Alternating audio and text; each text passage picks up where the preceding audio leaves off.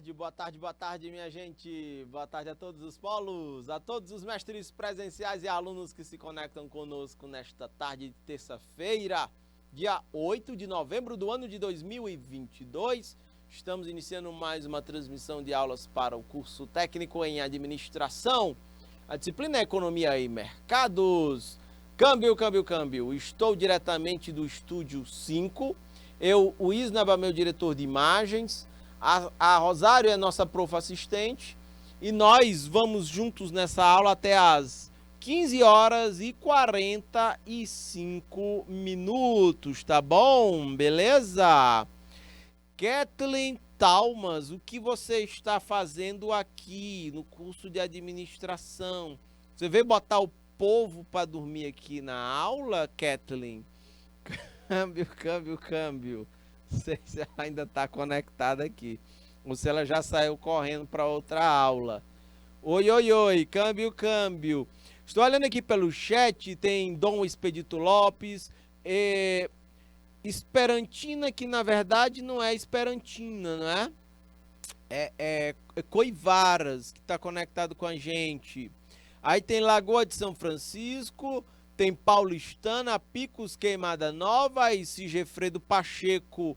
Me confirmem aí, povo de Coivaras, né? Vocês que estão conectados aí na Esperantina, no canal que tem o nome Esperantina.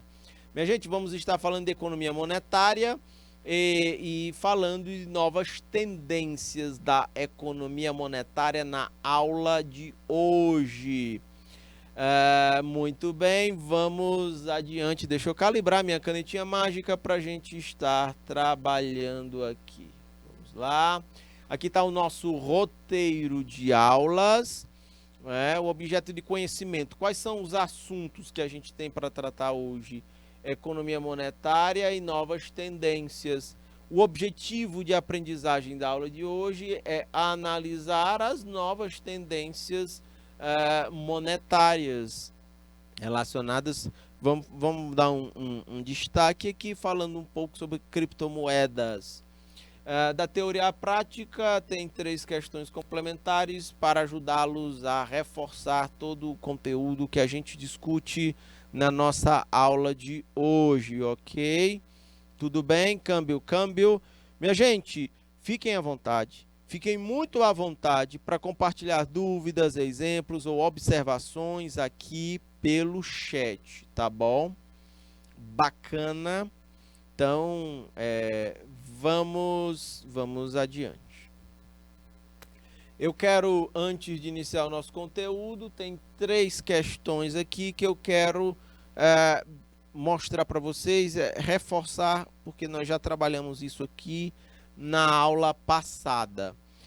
Estávamos falando sobre uma evolução histórica das civilizações, como é que eram as primeiras organizações da civilização. A gente via que a humanidade se organizou na forma de tribos primitivas, e tribos primitivas, inclusive nômades.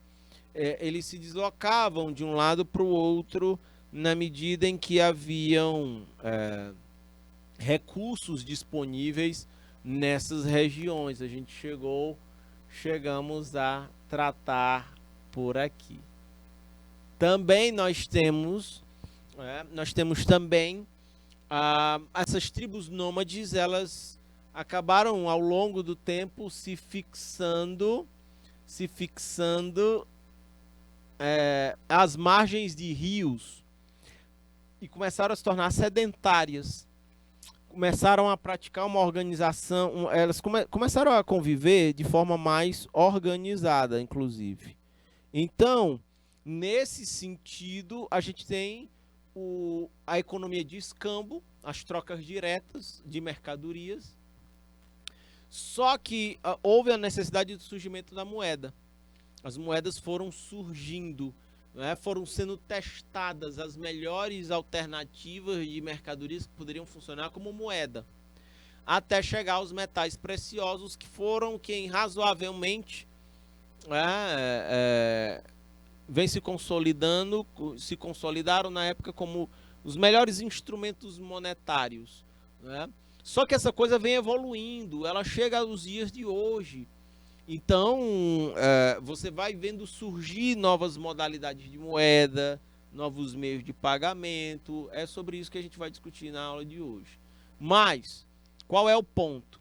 Eu estou perguntando na primeira questão aqui para vocês quais são as características que uma moeda precisa ter. Deixa eu destacar em marca texto verdinho.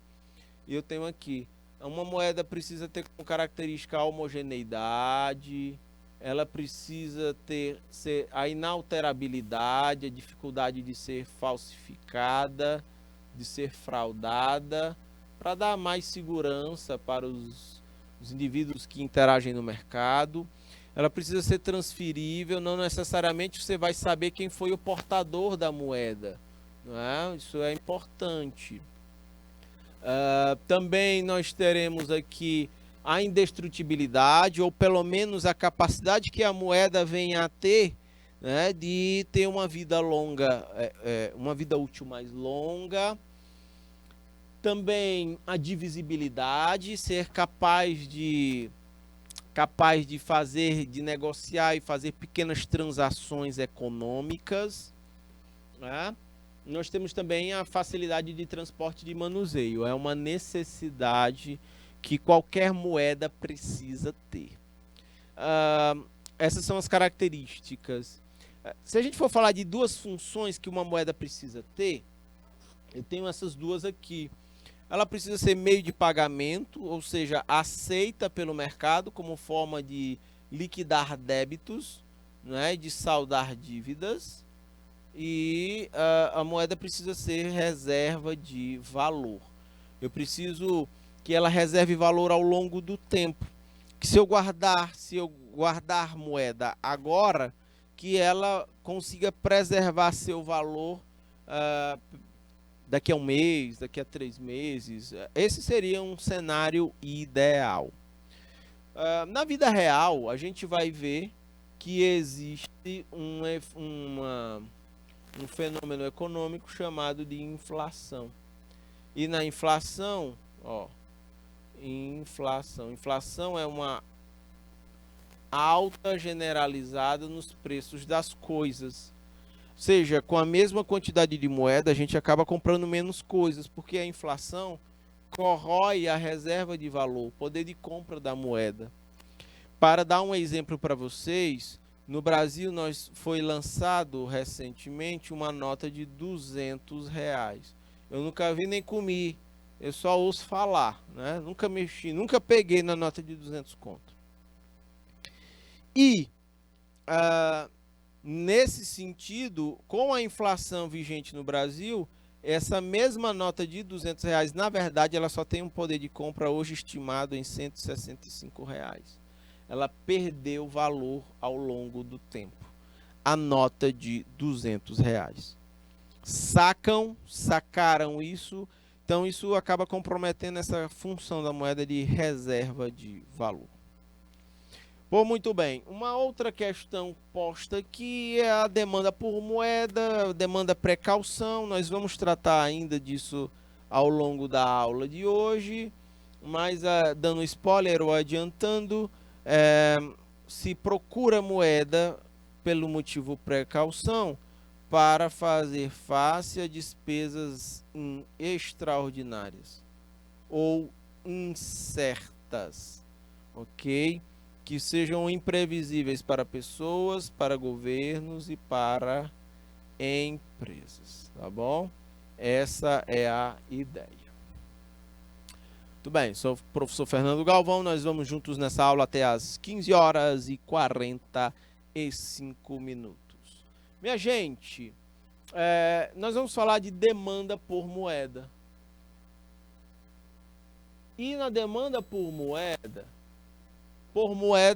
demanda, entendam que demanda é equivalente a procura. Os agentes econômicos procuram por moeda, para usar moeda, ok? Câmbio, beleza? Então vejam só, a demanda da moeda é influenciada pela taxa de juros, né? E um ponto, ela pode ser influenciada pela taxa de juros, e quem define taxa de juros no Brasil, a gente vai classificar como as autoridades monetárias, entre elas o Copom, o Comitê de Política Monetária do Banco Central. Ele vai dizer quanto é que tá quanto é que é os juros. Esses juros vão influenciar, né, nessa demanda por moeda dentro de uma economia. A gente vai ver que inclusive existem outras formas, né, mais adiante. Vejam só. Existem 3 motivos pelos quais os agentes econômicos demandam por moeda. Eu tenho o motivo transação, a demanda transação. Demanda é procura, né? Então eu procuro moeda pelo motivo transação. Exemplos. Uma pessoa, eu, por exemplo, demando moeda pelo motivo transação para. Pode voltar aqui a imagem para mim, Isnaba. Pode me botar tudo aí na tela. Eu preciso abastecer o carro, eu preciso pagar a internet lá em casa, preciso pagar a água, a energia, o supermercado, né? Nós temos todas essas demandas aí pelo motivo transação, tá bom? Esse motivo, ele é para as despesas ordinárias, para as despesas certas, ok? Nesse contexto, eu vou depender da renda.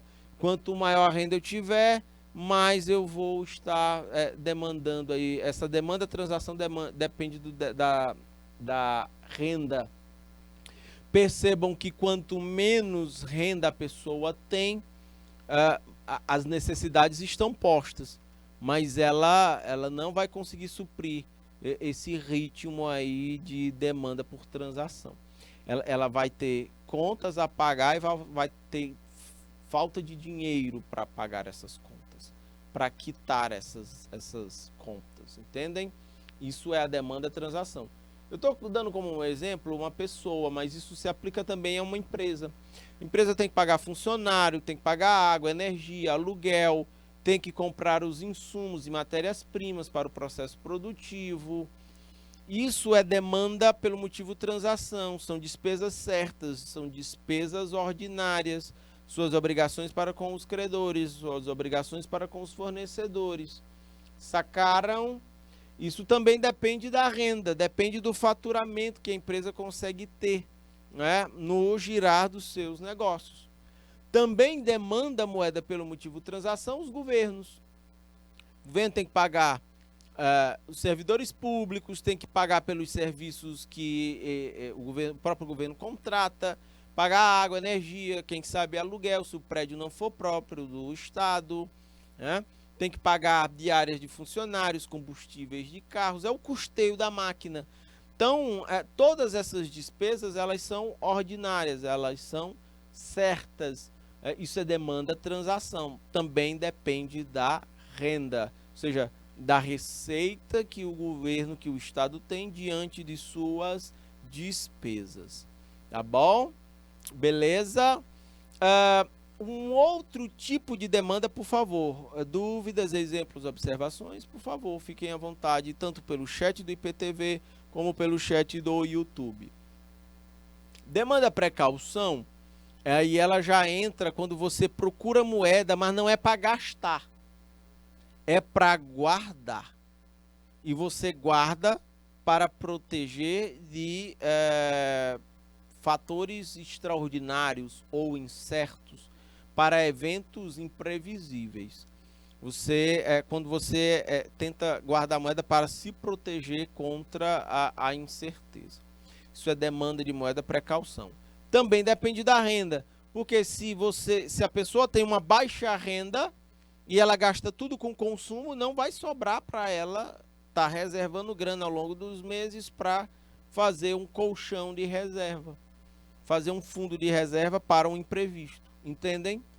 Pelo contrário, quanto menor a minha renda, mais eu tendo a gastar mais do que ganhar.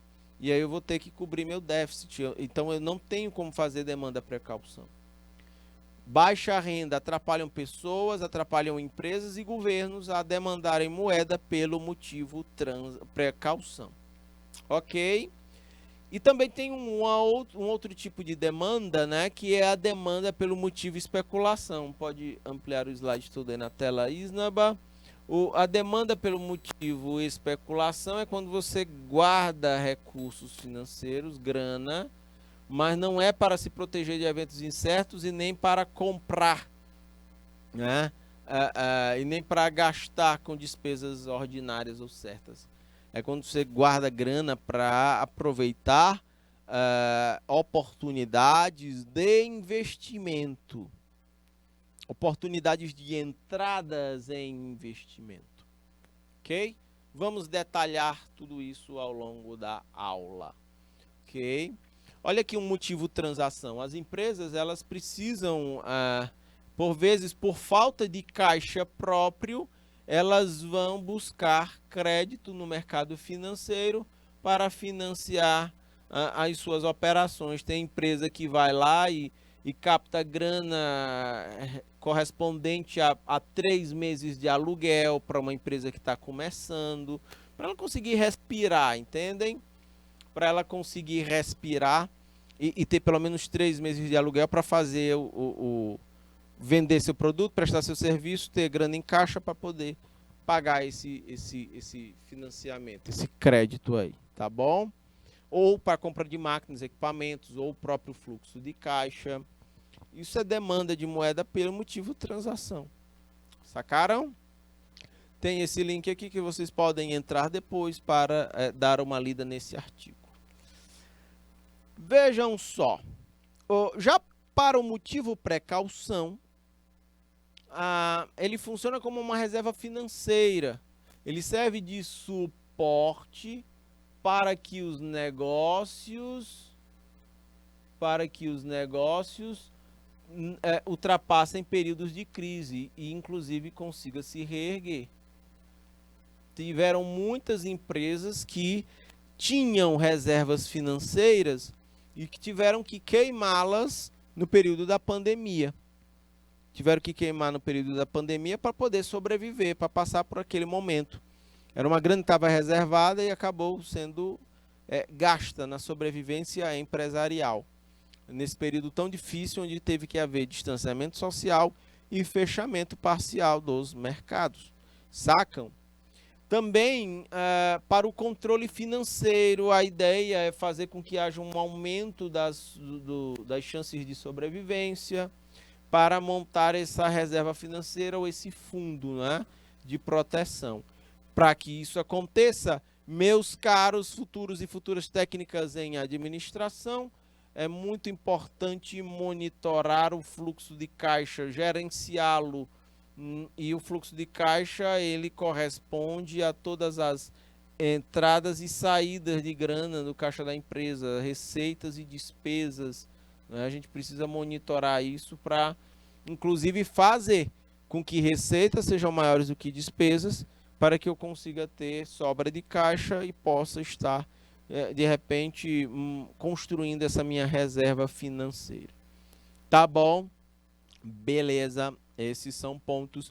Povo de Dom Expedito Lopes, povo de Coivaras, povo de Lagoa de São Francisco, Paulistana Picos, povo de Queimada Nova e Sigefredo Pacheco. Cadê vocês aqui pelo chat do IPTV, minha gente? E também quem se conecta com a gente pelo YouTube.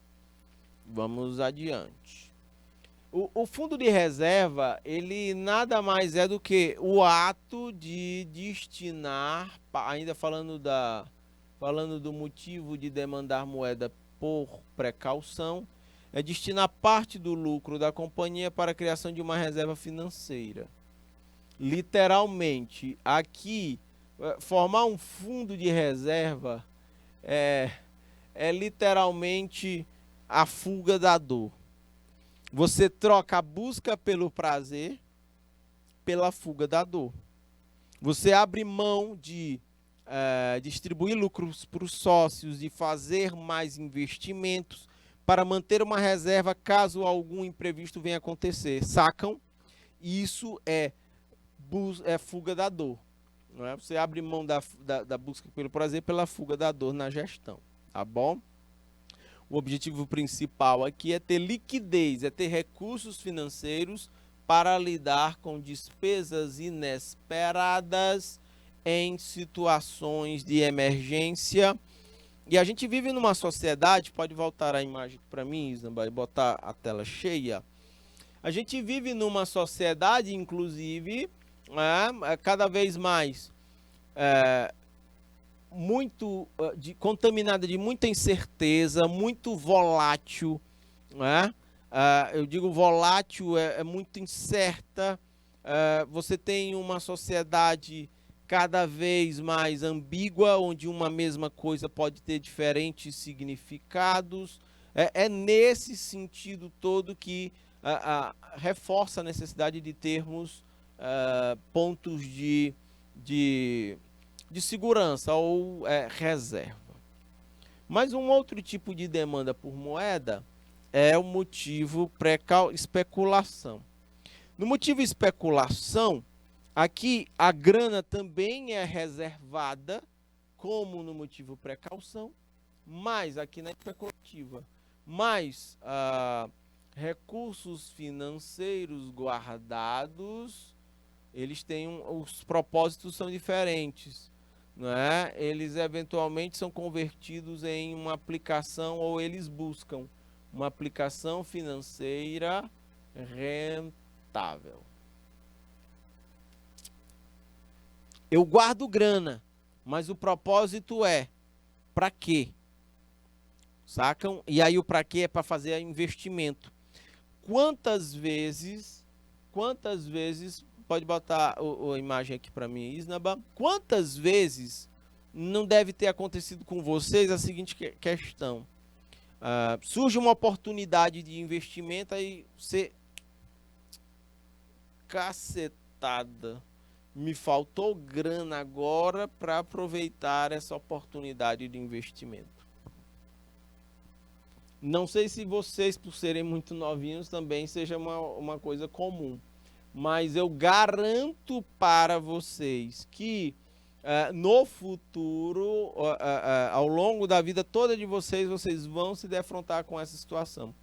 Vão surgir alternativas de investimento e vocês vão ficar, putz, se eu tivesse essa grana agora, ela ia me fazer uma diferença danada.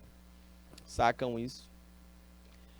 É a falta de renda suficiente para você reservar grana para aproveitar pontos de entradas em determinados investimentos de natureza financeira. Eu vou dar uma dica para vocês, essa dica é para a vida, viu? Ela inclusive pode ser lida lá na Bíblia, na passagem em que José interpreta o sonho do faraó. Então José interpreta e entende, né? E vai, vamos dizer, traduzir o sonho para o faraó, dizendo que haverão os próximos 7 anos serão 7 anos de bonança, de crescimento, de riqueza, e que esses 7 anos serão seguidos por 7 anos de pobreza, de escassez, de dificuldades.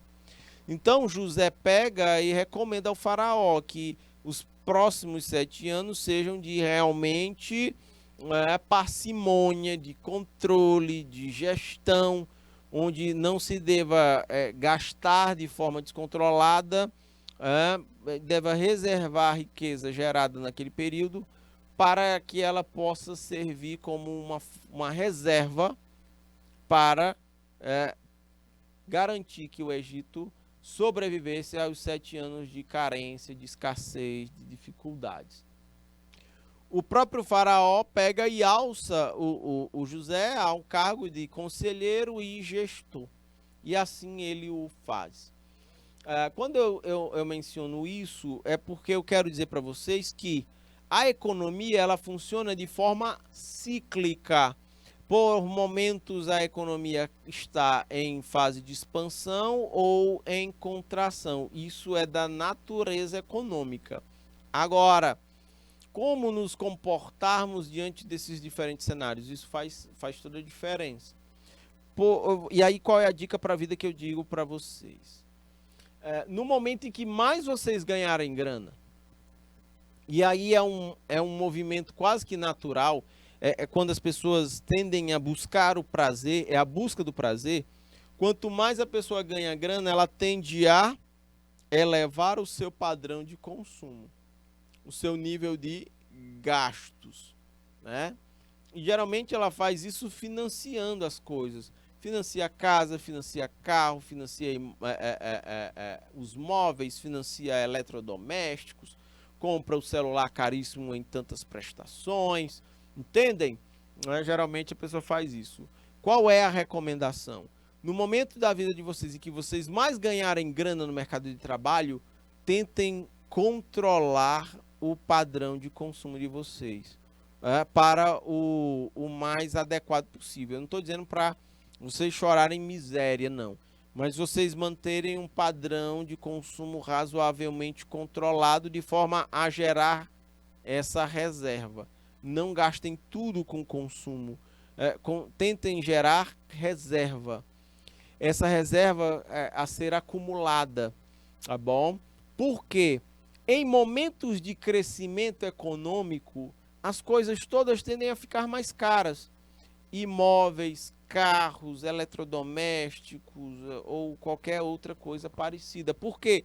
Porque o mercado está tão aquecido que as pessoas têm mais gente comprando que gente vendendo. Aí as coisas sobem. É o melhor momento para o vendedor, porque sem esforço ele vende caro e faz o dele. O detalhe é que a economia é cíclica e logo depois de um ciclo de alta vem ciclos de baixa. E é aí no ciclo de baixa onde vou ter mais gente vendendo do que gente comprando. É nessa hora que quem anteriormente, ao invés de gastar tudo, fez reserva financeira, tem caixa suficiente para comprar carros mais baratos do que eles são. Ou comprar imóveis mais baratos do que eles são. Porque o mercado está tão frio, não tem ninguém comprando, que o vendedor vai ser obrigado a baixar preço. E se você tiver a grana à vista, você pode barganhar, você tem maior poder de barganha. Entendem isso, minha gente? Isso é uma sacada para a vida. Bom, em momentos de crise é a hora do comprador, mas do comprador que está preparado com reserva financeira para poder barganhar o que ele está precisando comprar. Sacaram isso?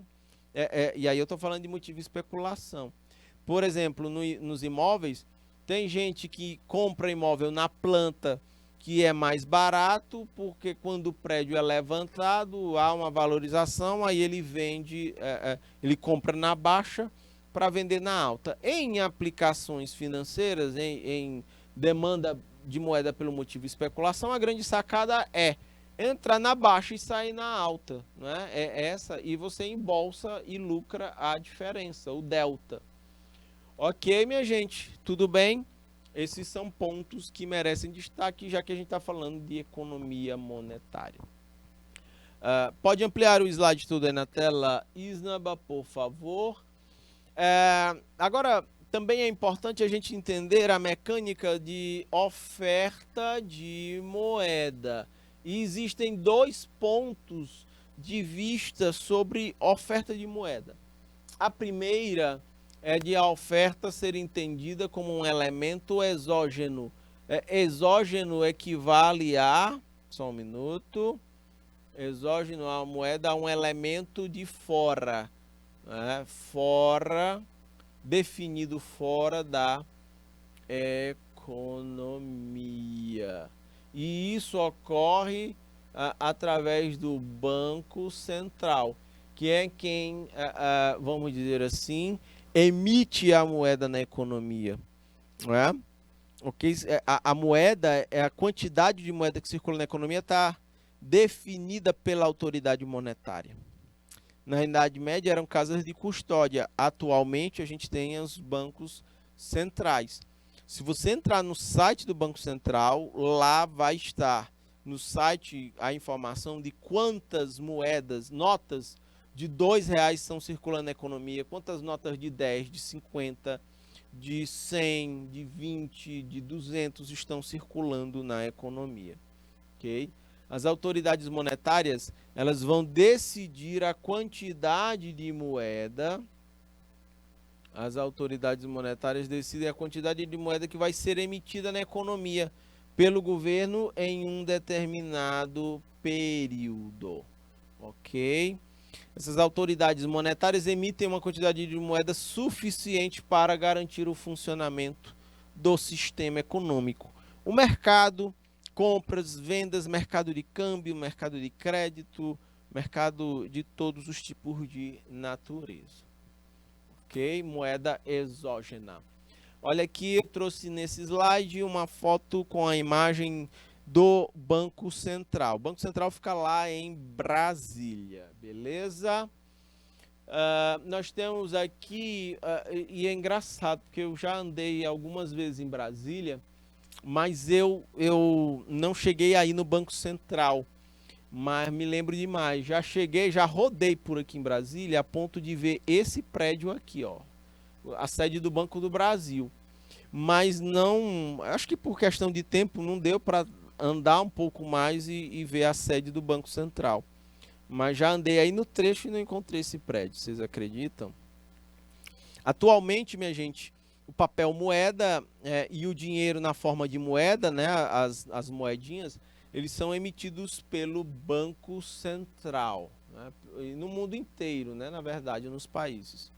Essa quantidade de moeda precisa ser suficiente para o funcionamento do sistema econômico. Cabe uma observação aqui. Por exemplo, lá no interior, em cidades do interior, às vezes elas sofrem isso. Você tem poucas agências bancárias e quando tem, aos finais de semana, elas estão aí sem grana no caixa eletrônico. Entendem? E aí você precisa de grana, precisa fazer um saque e não tem aquela grana ali. Particularmente, eu não gosto de andar com dinheiro físico, então eu prefiro fazer compras no débito, aqui e acolá no crédito. Então tem todos esses detalhes que a gente pode fazer, né? Mas às vezes precisa de conexão de internet, por vezes não tem. Então tem esses detalhes que a gente precisa destacar. Olhem o avanço do sistema monetário se a gente for comparar com a viagem histórica que a gente viu, que a gente fez na aula passada, indo lá da era primitiva e chegando até aqui, né? Percebam que a moeda nos dias de hoje, ela não necessariamente tem forma física, mas sim ela é um registro eletrônico. Por isso que ela inclusive é chamada de moeda escritural. Ela é um registro. O Isnaba pode, se quiser, ó, ele recebeu dinheiro ontem, ó, o Isnaba ele deposita na minha conta, né, R$ 1.500. O Isnaba precisa me dar esse dinheiro. Basta ele transferir, ele entra no app do banco, né, e ele faz uma transferência. Inclusive ele pode fazer pelo Pix, ele pode fazer uma transferência bancária, né, e dá certo, vai entrar a grana lá na minha conta, né? E não precisa muito esforço do Isnaba para isso, não. Entendem? Essa é a jogada dos dias de hoje, entendem? Uma outra forma de moeda, agora, tudo isso que eu falei de o Isnaba me emprestar R$ 1.500 é só com base na moeda exógena, escritural, que ela está subordinada à lógica das autoridades monetárias, por exemplo, do Banco Central. Tudo é registrado, tudo é rastreável. Agora, tem também a moeda de natureza endógena. Endógena, ou por exógena vem de fora. Por endógena, entendam a moeda de natureza criada dentro da economia. Dentro da economia. Ok? Tudo bem? A partir da própria dinâmica interna da economia. E aí a economia mercantil descentralizada, quando ela não é não coordenada pelas autoridades monetárias, pode surgir uma moeda endógena. Ela é criada pelas próprias forças de mercado. Deixa eu botar o marca-texto aqui. Vou botar um amarelinho para fazer o contraste. né? A moeda é endógena quando ela é criada pelas forças do mercado de acordo com as necessidades econômicas, ok? Expressas pela demanda de moeda. Tem região no norte que é tão isolada e tão sem banco e sem emissão monetária lá que o pessoal começa a usar ouro, ouro em pó, ouro no peso para comprar as coisas. E vejam, não é a moeda oficial, o real, por exemplo. Entendem? Isso é um exemplo de moeda endógena, criada a partir das necessidades da própria economia. Uma insuficiência de moeda oficial pode fazer com que surjam moedas paralelas, né? Moedas endógenas, não oficiais, mas que, como elas são aceitas como meio de pagamento, as pessoas compram e vendem coisas usando essas moedas. Eu trouxe 2 prints aqui que mostram isso para vocês. Você tem aqui no Jus Brasil, nesse site, valorização da soja faz grão virar moeda em troca de troca em Mato Grosso. Olha o curioso aqui, né? Deixa eu botar o amarelão. Sacas de soja viraram moeda de troca. Os agricultores compram carro, imóvel, pagam cirurgia plástica com soja. Olha que coisa. É um exemplo claro, bem objetivo de moeda endógena, criada a partir da dinâmica da própria economia. É de dentro, né, da economia que ela é criada. Esse outro exemplo aqui, né, nós temos do dinheiro em grãos, soja e milho como moeda de troca para comprar veículos, movimentam ainda mais o mercado da agricultura. Ok? Então nós temos esses exemplos aqui de prints que mostram muito claramente essas características da moeda e dos meios de pagamento. Cheques já foram... Pode voltar a imagem aqui para mim, Isnaba, por favor. Os cheques já foram meios de pagamento bastante usados. Hoje em dia está em desuso, mas a gente tem as compras feitas e pagamentos, transferências bancárias, mas você tem taxas que você tem que pagar de um banco para o outro. Aí aí entra o Pix, né? No Pix você já consegue fazer essas transferências sem o pagamento de taxas. Tem o WhatsApp pagamento, é possível fazer pagamentos via WhatsApp, sacam? Então são modalidades que vão cada vez mais expandindo aí as possibilidades de fazer negócios na economia. Ok, minha gente, tudo bem? Câmbio. Essa é a dinâmica do mercado monetário. E essa coisa transcende, ela também ganha outros contornos. A gente tem as fintechs, os bancos digitais, né, em que você opera através de aplicativos e você faz tudo sem necessariamente ir para um banco físico, tá bom? Atrás de serviços financeiros.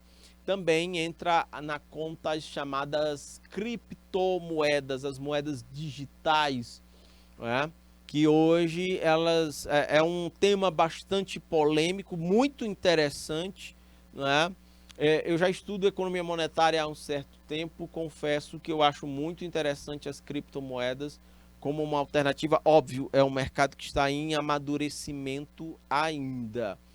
É porque tem gente que tem muito preconceito com as criptomoedas, mas eu vejo um futuro interessante para essa modalidade. Eu até botei aqui um slide diferente, né? Um bicho bonitão, um negócio aí. Ó, ele tem aí como símbolo o B de Bitcoin, que é a criptomoeda mais famosa, mas existem vários tipos de criptomoedas. Inclusive, o ano de 2022 ele não foi tão positivo assim para as criptomoedas. Deixa eu botar a canetinha amarela aqui. Só um minuto. Não foi positivo para as criptomoedas. E tem um detalhe, como o Bitcoin ele tem uma participação muito grande no mercado, ou seja, o volume de Bitcoins negociados é muito grande, se ocorre uma desvalorização do Bitcoin, ele naturalmente vai gerar uma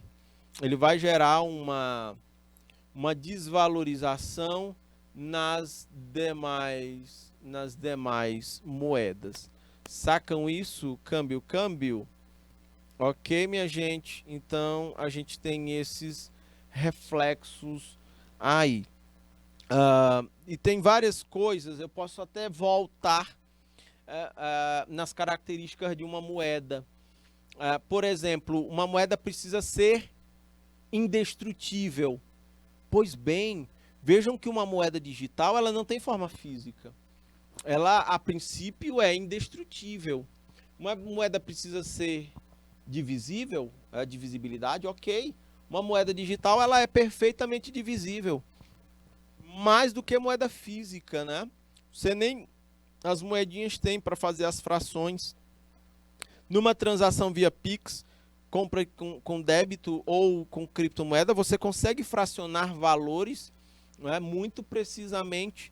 A questão de fraude, aí entra um risco, né, de fraude, porque é um mercado pouco regulamentado, sem necessariamente regras mais claras.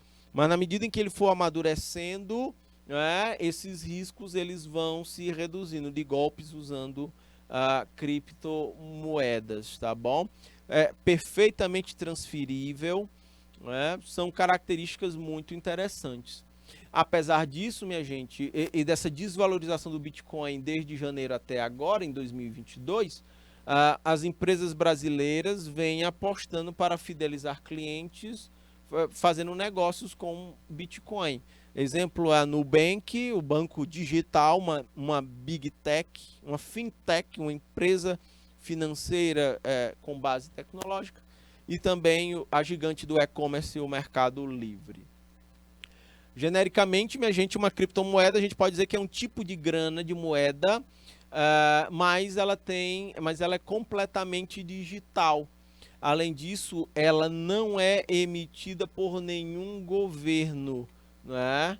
Então, ela não está sujeita a autoridades monetárias. Isso aqui, de certa forma, gera incertezas em relação a esse mercado.